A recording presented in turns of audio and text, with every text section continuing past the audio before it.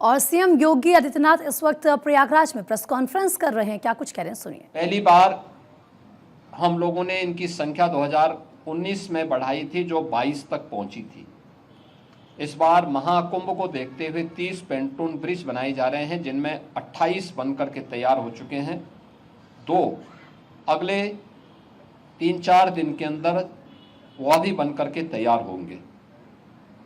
12 kilometre का अस्थायी घाट यहाँ पर तैयार किया जा रहा है और लगभग वे सभी तैयार हैं। कुछ पक्के घाट बनाए जा रहे हैं। अरेल की ओर एक पक्का घाट बन रहा है, अगले 2-3 दिन के अंदर उसको भी कंप्लीट कर लिया जाएगा।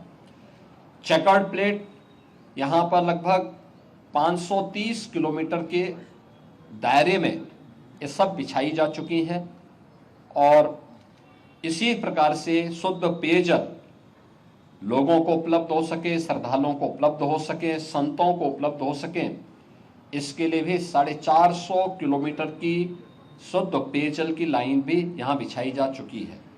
मेला अपना एक शेप लगभग ले चुका है कि वो संस्थाओं को आना, बाकी ये संस्थाएं आ रही हैं। 7,000 से अधिक संस्थाएं अब तक आ चुकी हैं। 1.5 लाख से अधिक टेंटेज की व्यवस्था मेला प्राधिकरण ने यहाँ के लिए किया है और ये कार्यक्रम युद्ध स्तर पर आगे बढ़ रहा है और लोगों में उत्साह है। देश और दुनिया प्रयागराज कुंभ में आने के लिए उत्सुक है। उत्तर प्रदेश और देश के इस सबसे बड़े आध्यात्मिक और धार्मिक समागम को अपनी आंखों से देखना चाहता है। 144 वर्ष के बाद महाकुंभ का यह मुहूर्त आ रहा है और इस महा समागम का साक्षी देश और दुनिया बनना चाहता है। इसके लिए हर प्रकार की व्यवस्थाएं डबल इंजन की सरकार ने, केंद्र और राज्य सरकार ने मिलकर के, यहां पे प्रशासन और पुलिस ने मिलकर के, मेला प्राधिकरण के साथ मिलकर के इन सभी कार्यक्रमों को युद्ध स्तर पर आगे बढ़ाने की तैयारी की जा रही है और जनवरी प्रथम सप्ताह तक संस्थाएं भी आ चुकी होंगी, तैयारियां पूरी हो चुकी होंगी।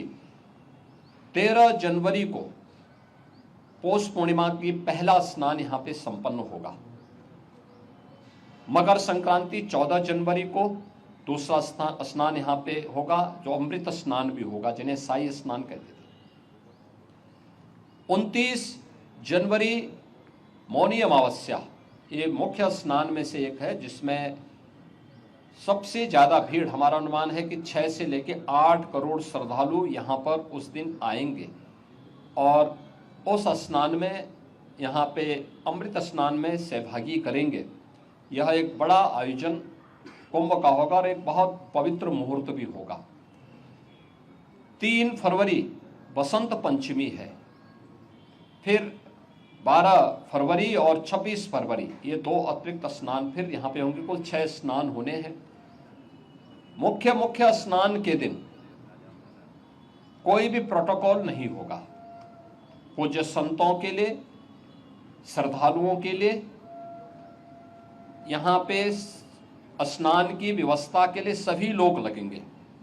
सभी स्नान पर संतों के स्वागत के लिए, श्रद्धालुओं के अभिनंदन के लिए सरकार के स्तर पर, मेला प्राधिकरण के स्तर पर पुष्प वर्षा की व्यवस्था भी रहेगी और उसके लिए हम लोग पूरी तैयारी कर रहे हैं, क्योंकि ये दुर्लभ संजोग है। उस दुर्लभ संजोग के साक्षी बनने के लिए देश और दुनिया से जो भी श्रद्धालु आएगा उसको उस प्रकार का अवसर मिलना चाहिए।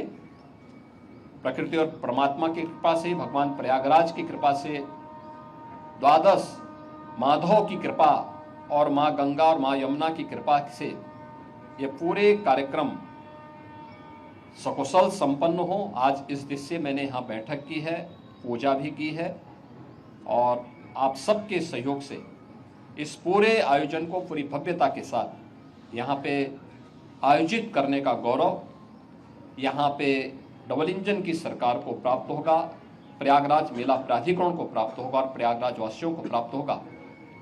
मेरी प्रयागराज वासियों से ये अपील होगी कि स्वच्छता का और आतिथ्य सेवा का जो उदाहरण प्रयागराज ने इससे पहले किया है 2019 के कुंभ में, उससे अच्छा अवसर इस बार उनके सामने आने जा रहा है।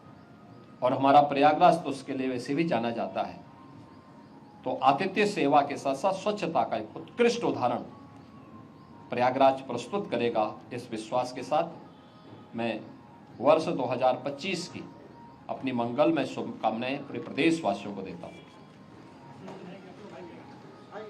बात को आप सुन रहे थे, सीएम की तरफ से बताया गया कि किस तरीके से युद्ध स्तर पर काम किए जा रहे हैं। ऐतिहासिक मेला क्षेत्र का निरीक्षण किया और इस दौरान जब प्रमुख स्नान होंगे इसका जिक्र उन्होंने किया कि वहां पर सभी के लिए पूरी व्यवस्था की गई है।